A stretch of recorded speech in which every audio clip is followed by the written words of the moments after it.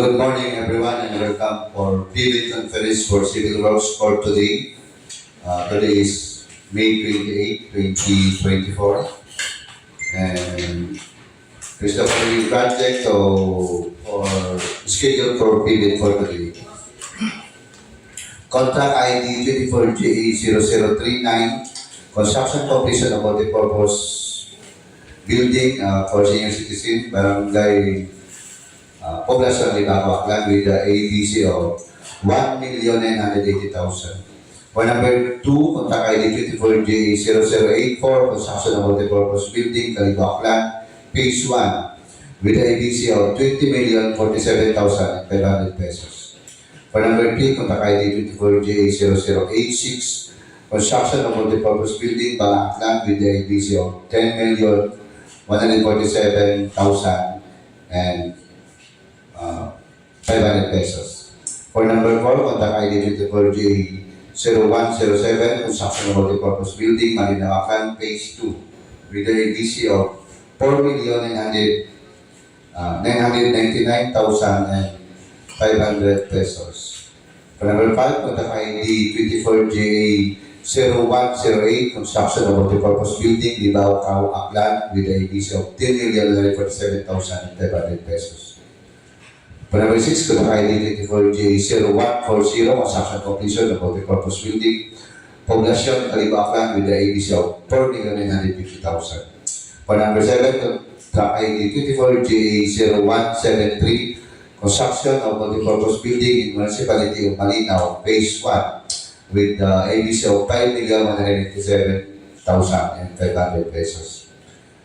Next, contact ID 24J0175, construction of multi-purpose building, Ibajay, Aklan, with the ADC of 12,927,500 pesos.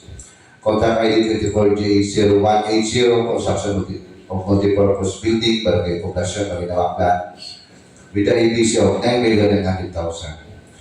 Contact ID 24J0183, construction completion of multi-purpose building, Mayapay, Buruanga, Aklan, with the ABC of 1,980,000. Next, contact ID 24J0190, construction of multi-purpose building, Baliti, Aklan, with the ABC of 12,375,000.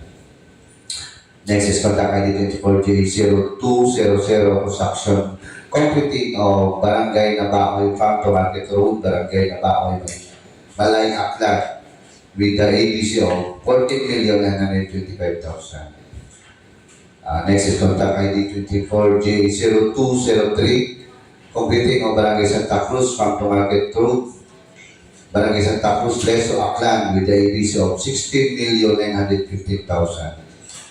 Next is contact ID 24J0204, completing of Barangay Tagbaya, Farm to Market Road, Barangay Tagbaya, Aklan, with the APC of 16,915,000. And for the last project, contract ID 24J0231, rehabilitation of DPW's Aklan DEO Staff House, Barangay Yapak, Boracay Island, Balay, Aklan, with the APC of 14,815,000.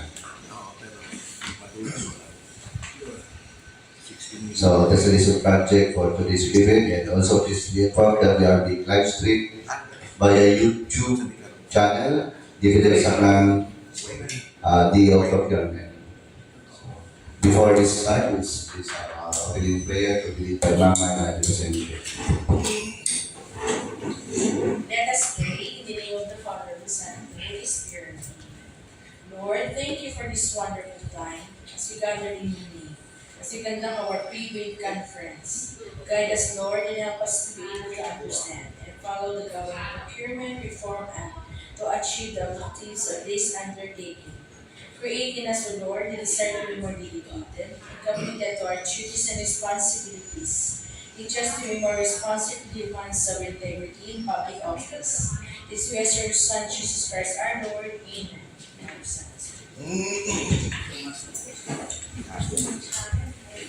Thank you, Ma'am Marla, and for the determination of call, may I call Engineer Paula Garcia Custodio.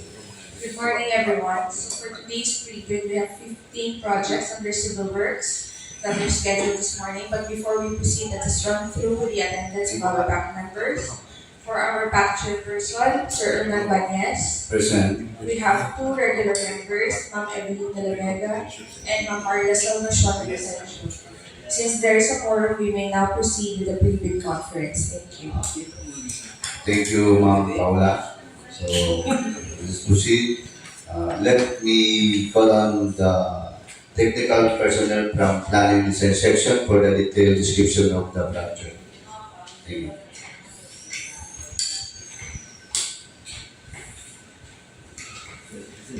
Good morning, everyone. For 24GA0039, construction completion of multi-purpose senior citizen building, Barangay Poblacion, Libacao, Aklan, with an ABC of 1,980,000. Project duration is 90 calendar days. Scope of works includes the construction of multi-purpose covered court, construction of ramp with handrails and concrete wall, repair and repainting of existing stairs with handrails, flooring with concrete paving blocks, installation of 8 units of split type air conditioning units, slope protection adjacent to the building, plastering and painting works. This is the slope protection plan, the perspective, wall putting and slope protection section. The perspective with the location map. The floor plan. For 24GA0084, construction of multipurpose building, Kalibo, Aklan, Phase 1, with an ABC of 20,047,500. And project duration is 240 calendar days. Scope of works includes completion of the multipurpose building covered court and improvement of Pastrana Park, completion of powerhouse, which includes roofing, structural steel works, and railings, complete installation of electrical works, provision of 2 sets of exhaust fan with shutters CF900, 375 watts, 220 volts, 1/2 HP and 30 inches blade diameter, provision of 9 sets, 5 tanner floor-mounted inverter air conditioning system package split type with complete accessories, provision of 1 set brand new Power Plus AC power genset 350 kVA with complete accessories, provision of 1 set automatic transfer switch 1000 ampere with complete accessories, provision of brand new 3 units 100 kVA 240 volts 60 Hz AC transformer in 3-phase bank complete with standard accessories, provision of 22 units single arm 8-meter pole solid LED roadway lighting 60 watts 1.5 meter mast arm length 250 kph wind speed 223.20 cubic meter of 100 millimeter thick concrete floor tapping for restoration of all catwalks, sidewalks, covering the whole park area and removal of structures and obstruction, and removal of 20 units old park lamps. Showing the location map and the vicinity map, the existing rear elevation, right side elevation, the proposed restoration of catwalks/sidewalks, existing key room, the location, the floor plan of the powerhouse,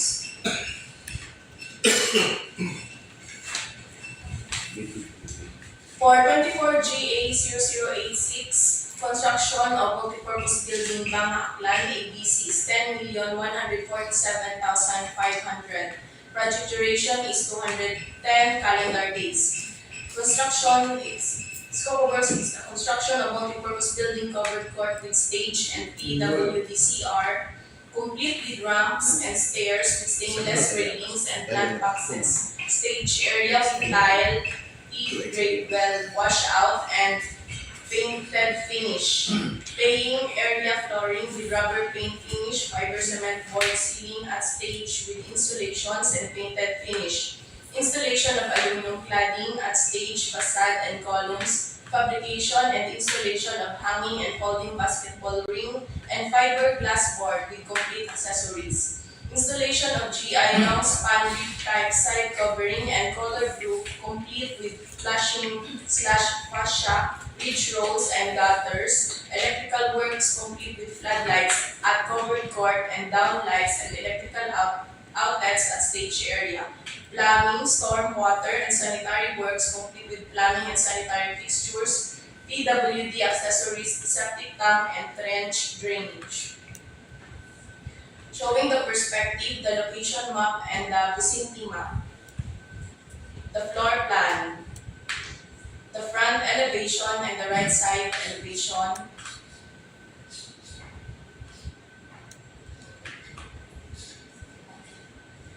For 24GA0107, construction of multipurpose building, Malinao, Aklan, Phase 2 with ABC 4,999,500 pesos. Project duration is 150 calendar days. Scope of works includes partial construction of two-story building, 8 units of concrete column with concrete footing, 74 linear meter concrete piping, concrete ground floor and second floor slab with reinforcement, 114 square meters, 6 inches thick HB, 2 units of steel trusses with pre-painted color roofing complete accessories, 573 square meters of cement plaster finish, 312 square meters of glazed tiles and 78 square meters of unglazed tiles. Additional embankment of 94.8 cubic meters, electrical works, rough-in sanitary works, the downspout and bridge demolition.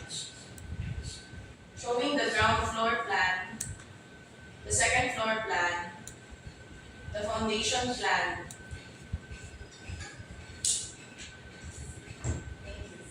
Good morning, everyone. For Project 24GA0108, construction of multipurpose building Libacao, Aklan, with an APC of 10,147,500, project duration 210 calendar days, partial construction of 3-story building 0.5 meter thickness, embankment works, concrete works of 18 units of column and footing and 1 unit of shear wall, 49 units of beams, 563.58 square meters per slab, 172.07 square meters masonry works, finishing works for floors, walls, and ceiling, ground floor only, 4 sets of door and 5 sets of aluminum window, stainless steel railings, 3 units of toilet cubicle with partial plumbing and electrical works. Note, provide dowel bars on columns or walls for future concrete structure, construction or expansion indicated on approved plans. Shown on screen are the perspective, location map, and site development planning. Ground floor plan, second floor plan, third floor plan, ceiling details, ramp roof, door and window schedule. For project 24GA0140, construction completion of multipurpose building Poblacion, Kalibo, Aklan with an ABC of 4,950,000, project duration of 150 calendar days, construction of covered courts electrical room, construction of powerhouse, excluding roofing, all structural steel works and railings, installation of aluminum metal cladding for covered courts stage wall, provision of 8 sets 5-counter floor-mounted inverter air conditioning system, package split pipe with complete accessories, 47.53 square meters, simulated red bricks for concrete fence surrounding the park, includes removal of structures and obstruction. Shown on screen are the location map, existing exterior perspective, and vicinity map. The existing front elevation and existing left side elevation, the existing rear elevation and existing right side elevation, the locations of powerhouse and EE room, existing site plan, EE room front elevation, EE room floor plan, section detail, and right side elevation, the powerhouse perspective. For project 24GA0173, construction of multipurpose building in Municipality of Malinao, Aklan Phase 1, ABC of 5,197,500 with project duration of 150 calendar days. Partial construction of two-story building, 12 units of concrete column with concrete footing, 87 linear meters, concrete lining, concrete ground floor and second floor slab with reinforcement, 230 square meters, 6 inches CHP, 5 units of steel trusses with pre-painted color roofing, complete accessories, 421 square meters cement, plaster finish, additional embankment of 105.86 cubic meters, electrical works, rough-ins, sanitary works, downspout, and with demolition. Shown on screen is the ground floor plan, second floor plan, foundation plan. For project 24G0175, construction of multipurpose building Ibajay, Aklan with an ABC of 12,127,500, project duration of 240 calendar days. Construction of stage, parking space, and pathwalk surrounding the covered floor. Complete construction of stage with a floor area of 108.21 square meters. 4 units of full truss with center, middle, and side strap beams. Corrugated type roof equivalent to 89 square meters with flashing and gutter, ceiling works, plastering, and painting works. Sanitary work includes downspouts only. Installation of wood flooring for volleyball or badminton and other indoor sports if applicable, with a floor area of 375 square meters and 12 units of floor-mounted 5-counter inverter for air conditioning system. Please refer to the NUPA for the exact description or specs of these items. Note: removal or demolition of small to medium-sized full-grown trees, existing old tennis court and old canteen made of concrete and light materials. Additional embankment from Borrow with a total volume of 252.1 cubic meters for the stage, parking area, and pathwalk surrounding the covered court is also considered.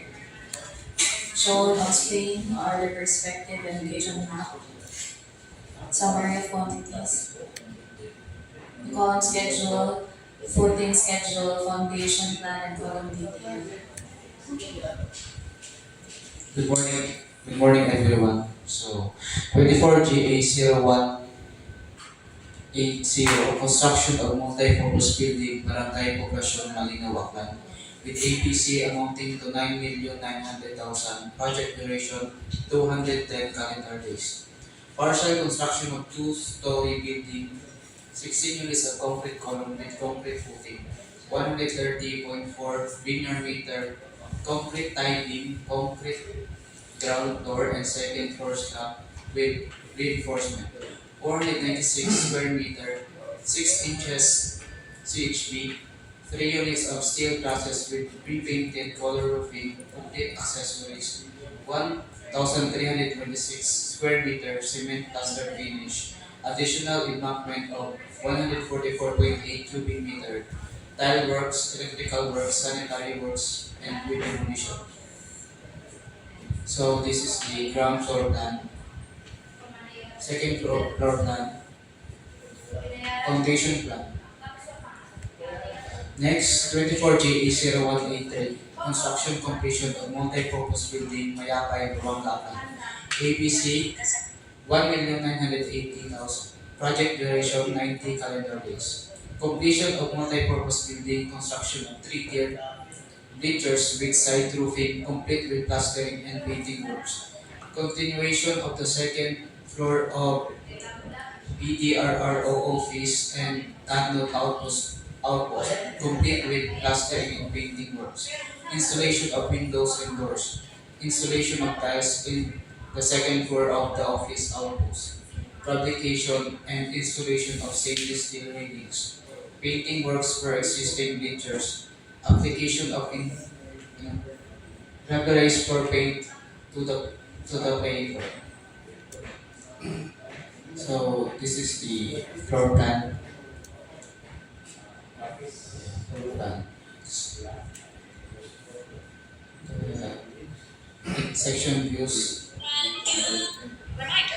Next is 24GA0190. Construction of multi-purpose building Malinao Aklan. With APC 12,375,000. Project duration 240 calendar days. Construction of multi-purpose building with steel deck, steel beams, stairs, concrete pavement blocks, playing field with floor hardener and rubberized paint, glazed tiles and trims, fiber cement ceiling and painting, solar lights, water tank, etc. So this is the proposed third floor framing. Second floor framing.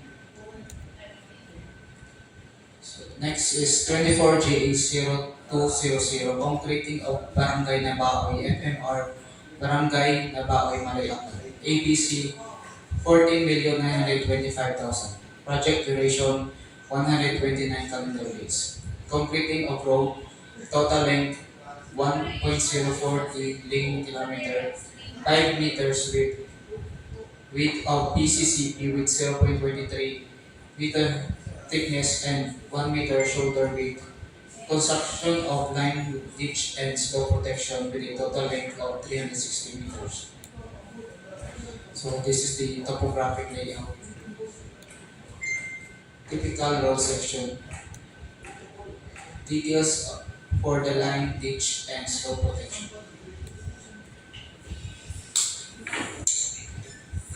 Good morning, everyone.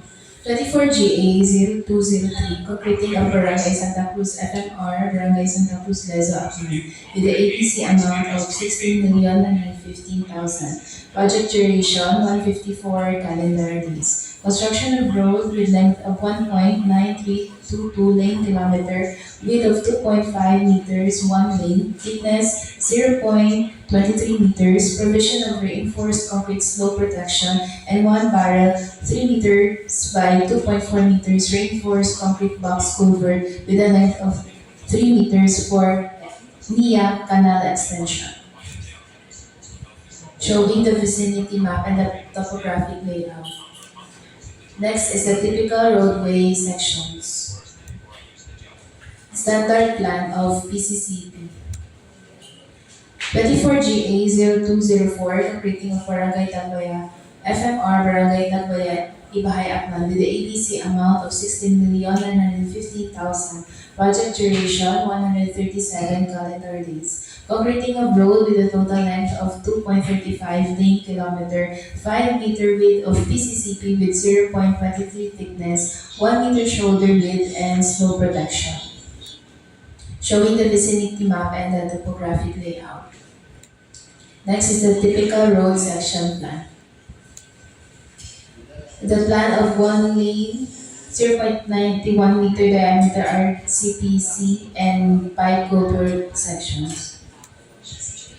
24GA0231, rehabilitation of DPWH Aklan DEO Staff House, Barangay Yapak, Barangay Island, Malay Aklan with the ABC amount of 14,850,000. Project duration 210 calendar days. Rehabilitation of DPWH Aklan DEO Staff House, construction pathways, genset pedestal and perimeter walls, supply and installation of CCTVs and auxiliary systems. Supply and installation of 3 units of dry type transformer, distribution 75 kVA. Supply and installation of 50 kVA generator set, 3-phase, 2 to 440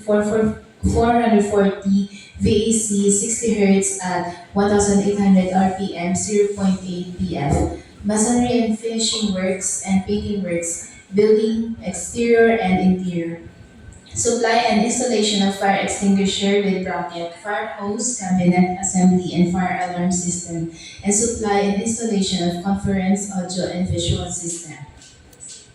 Showing the perspective and the site development plan. Next is the ground floor plan and the second floor plan. The third floor plan and the fourth floor plan. the front elevation and left side elevation, the right side elevation and the rear elevation. Thank you.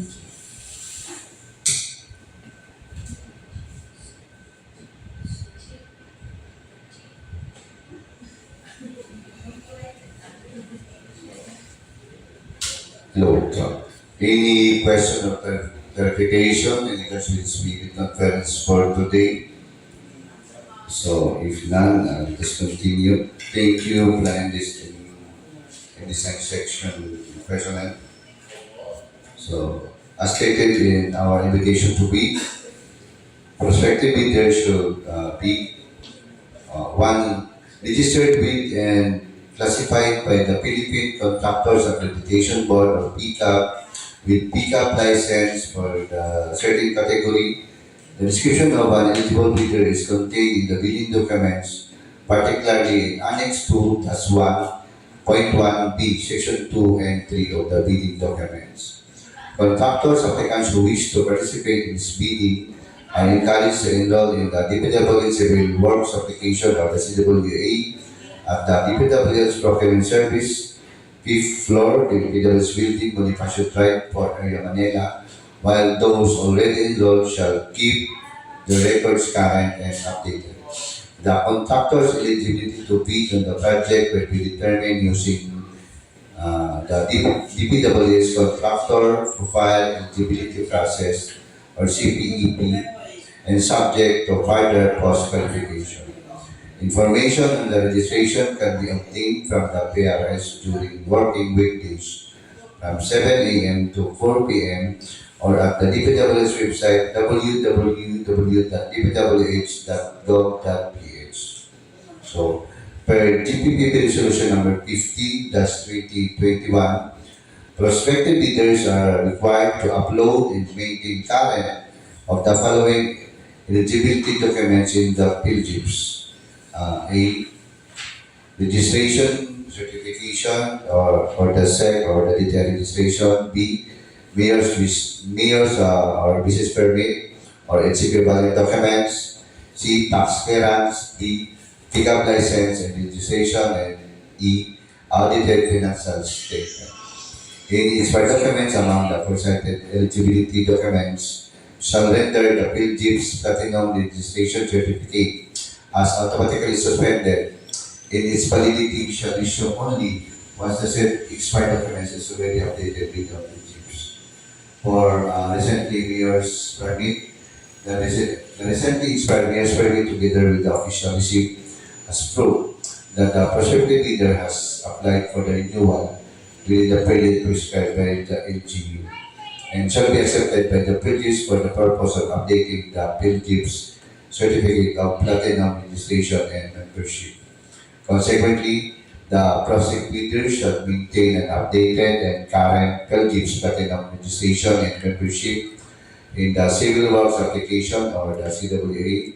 Prospective bidders with expired eligibility documents and have not yet updated the records in the CWA are advised to attach their newly updated Platinum Registration and Membership Certificate in the technical bid documents and not the updated, particularly eligibility for the present document, to be considered eligible by the bids in award committee.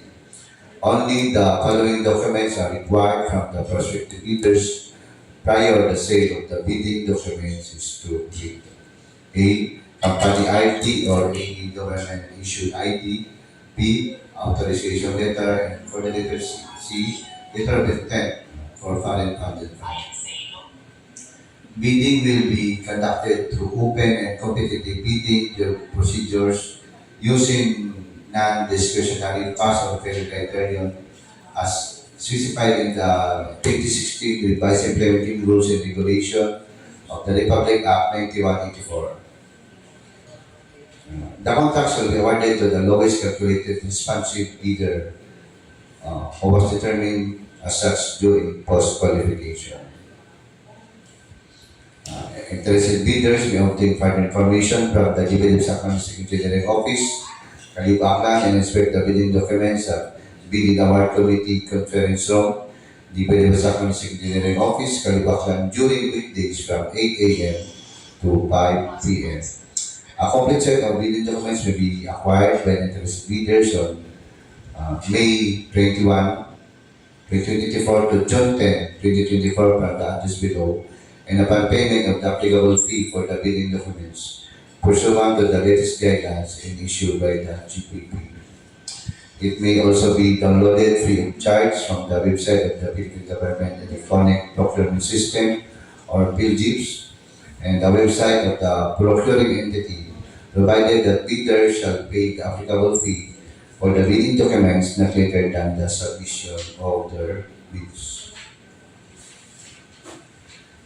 Bid submission may be done manually or electronically or online. Bidders should only select one mode of submission, either manual or electronic. Similar to manual submission, the guidelines for the preparation and submission of an electronic bid are contained in the pre-bid or the bid documents.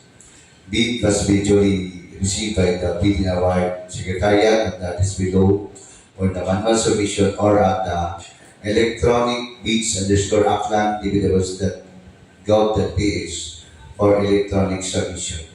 On or before June 10, 2024 at 10 a.m., all bids must be accompanied by the bid security in any of the acceptable forms and the amount stated in the ITB Clause 18.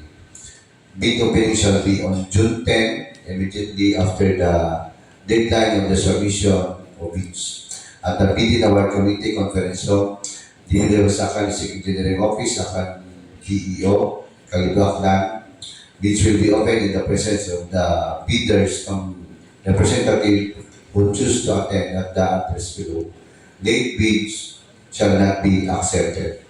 The Aklan Engineering Office, Kalibo, Aklan, reserve the right to reject any and all bids, declare a failure of bidding, or not award the contract at any time prior to the contract award in accordance with the Section 41 of the Republic Act 1984 and its implementing rules and regulations without thereby incurring any liability to the affected bidder or bidders.